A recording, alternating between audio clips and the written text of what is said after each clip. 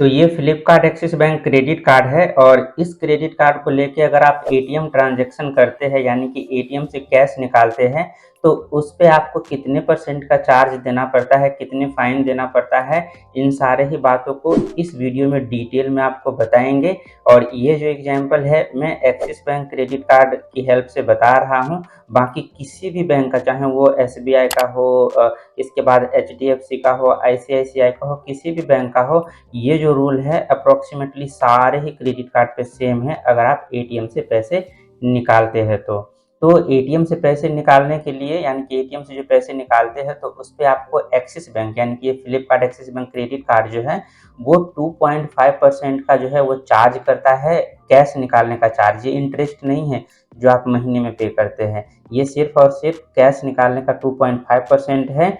या तो 2.5% जितने अमाउंट आपने निकाला है उतने अमाउंट पे 2.5% लगेगा, या नहीं तो अगर वो 2.5% 500 रुपये से कम आ रहा है तो फिर आपको 500 रुपये जो है वो चार्ज किए जाएंगे, प्लस 18% का जीएसटी भी चार्ज किया जाएगा जितने अमाउंट आपका बना है, यानी कि जितने का आपका ये फाइन बना है। Cash transaction limit of credit card यानी कि क्रेडिट कार्ड का जो लिमिट होता है जो जिससे आप कैश निकाल सकते हो वो 40% होता है। एग्जाम्पल के लिए मान लेते हैं कि मेरे क्रेडिट कार्ड का लिमिट अगर 20,000 है तो मैं इस क्रेडिट कार्ड से 20,000 का 40% कितना हो जाएगा, 20,000 इंटू 40 डिवाइड बाई 100 यानी कि 8,000 हो गया। और अगर मान लीजिए कि 30,000 है तो 30,000 इंटू 40 डिवाइड बाई 100 तो वो आपका 12,000 हो जाएगा। तो इस हिसाब से आप देख लेना कि आपका जो लिमिट है उसका 40% ही आप कैश में निकाल सकते हो। और इस बातों का आप ध्यान रखें कि मैंने बताया ना कि 2.5% आपको जो है वो बैंक चार्ज करता है कैश निकालने पे।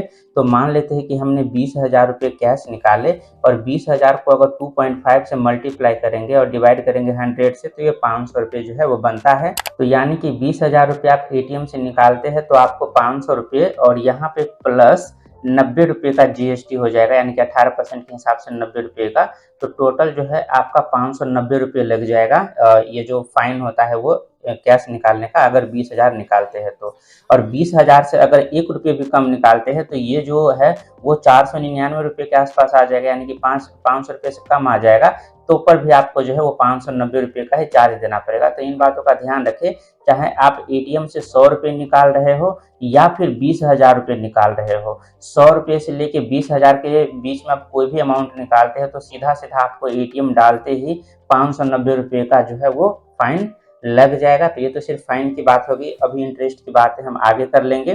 तो ये जो है वो मैंने भी आपको बता दिया था कि 50,000 का अगर आपका लिमिट है तो ही आप जो है वो 20,000 निकाल सकते हैं। तो 50,000 से अगर आपका कम लिमिट है तो ऑब्वियस सी बात है आप 20,000 तक का कैश नहीं निकाल सकते। यानी क्यों कहें कि अगर आपके क्रेडिट कार्ड का लिमिट 50,000 रुपये से कम है, ठीक है, तो आप एटीएम से अगर पैसे निकालते हैं तो आपका जो है वो 590 रुपये फिक्स लगेगा, ठीक है, ना तो इससे कम लगेगा और ना ही इससे ज़्यादा लगेगा अगर 50,000 से लिमिट कम है तो इन बातों का ध्यान रखें कि आपका 590 रुपये फिक्स है। चाहे आप 100 रुपये निकालो, 200 निकालो, 500 निकालो, 5,000 निकालो, 10,000 निकालो या फिर 20,000 निकालो तो पर भी आपको 590 ही लगने वाले हैं।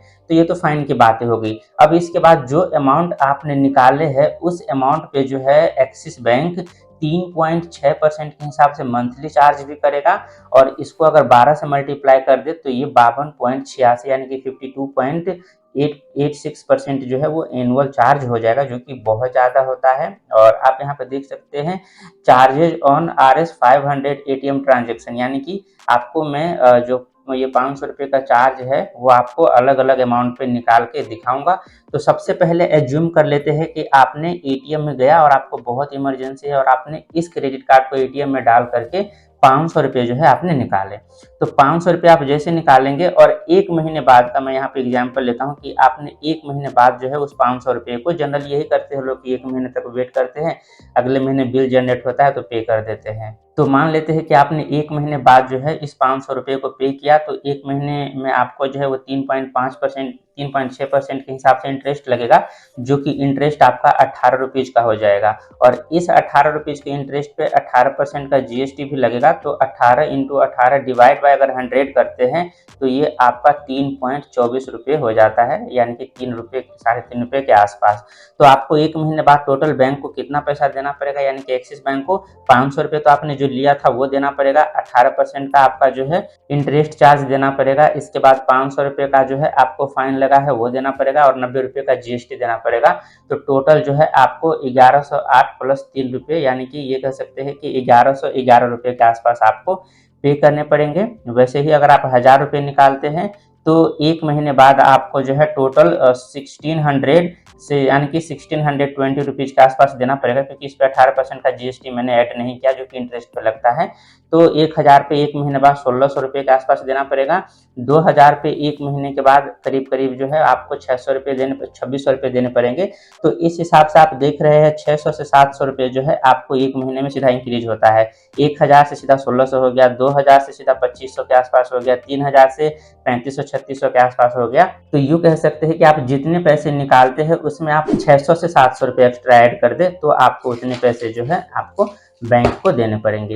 एक एग्जाम्पल के लिए मान लेते हैं कि आपने 20,000 रुपये एटीएम से निकाले, तो 20,000 रुपये जैसे आप निकालेंगे तो 2.5% के हिसाब से जो है वो 500 रुपये आपका जो है फाइन लग जाएगा, जो कि कैश का फाइन होता है, और उस पर 18% के जीएसटी के हिसाब से 590 रुपये का आपका जीएसटी हो गया। इंटरेस्ट रेट एक महीने का देखेंगे 3.6% के हिसाब से, तो 20,000 पे आपको 720 रुपये लगेंगे, और इस 720 रुपये पे 18% का जीएसटी लगेगा, जो कि आपका 129 रुपये 6 पैसे हो जाएंगे, यानी सॉरी 60 पैसे।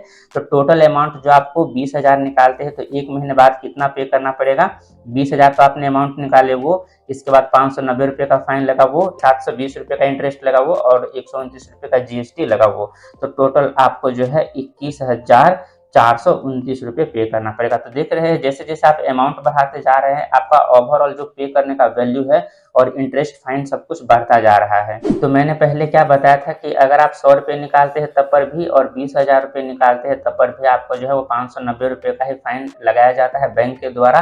पर जैसे 20,000 से ऊपर जाते हैं, मान लेते हैं कि 25,000 का हमने जो है वो कैश निकाल लिया, तो 25,000 का 2.5% निकालेंगे तो कितना हो जाएगा, 625 रुपये। तो यहाँ पे ये 590 रुपये वाला रूल जो है वो फॉलो हो जाए, मतलब फेल हो जाएगा, क्योंकि इन्होंने क्या बताया था कि या तो 2.5% के हिसाब से लगेगा और या तो 500 रुपये लगेगा, जो भी ज़्यादा होगा। तो यहाँ पे हमने जैसे 2.5% निकाला तो 625 रुपये हो गया, जो कि 500 रुपये से ज़्यादा है। तो 500 रुपये नहीं लग करके आपको 625 रुपये फाइन लगेगा। जैसे आप 25,000 निकालेंगे और उस पर 18% का जीएसटी लगेगा, जो कि 112 रुपये हो जाएगा।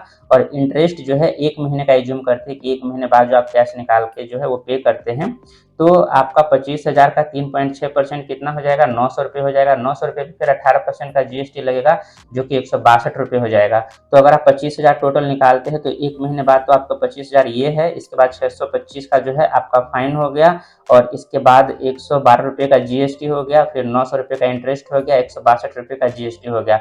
तो 25,000 निकालते हैं तो एक महीने बाद आपको टोटल 26,799 यानी कि 26,800 रुपये, यानी कि यूँ कह सकते हैं कि 1,800 रुपये के आसपास आपको एक्स्ट्रा पे करने पड़ेंगे। तो आई होप कि आपको इस कैलकुलेशन से ये समझ में आ गया होगा कि अगर आप क्रेडिट कार्ड से पैसे निकालते हैं तो आपको कितने का जो है एक्स्ट्रा फाइन बैंक को देना पड़ता है। तो किसी भी क्रेडिट कार्ड से आप पैसे निकालते हैं तो ये अनुमान लगा के चले कि आप जितने का आपने अमाउंट निकाला है उस पर 600 से 700 रुपये जो है वो ऐड कर दे, अगर आप अगले महीने पेमेंट करने वाले हैं तो। और ये एक महीने का ही बात बता रहे हैं, अगर आप 2 महीने लेट करते हैं, 3 महीने लेट करते हैं तो इस पर जो है कंपाउंडिंग इंटरेस्ट लगता है, जिसको चक्रवृद्धि ब्याज भी हिंदी में बोलते हैं। तो ये बहुत खतरनाक होता है, ये डबल ट्रिपल से बढ़ता जाता है। तो कोशिश करें कि अगर आप कैश निकालते हैं तो एज सून एज पॉसिबल जो है उसका पेमेंट कर दे, आपको कम से कम फाइन लगेंगे। तो यहाँ पे मैंने एक महीने का जो है डेटा निकाल के बताया है। आपका 15 दिन का भी, 20 दिन का भी, 10 दिन का भी, यानी कि 10 दिन में पे करते हैं तो इससे कम इंटरेस्ट आपको लगेंगे।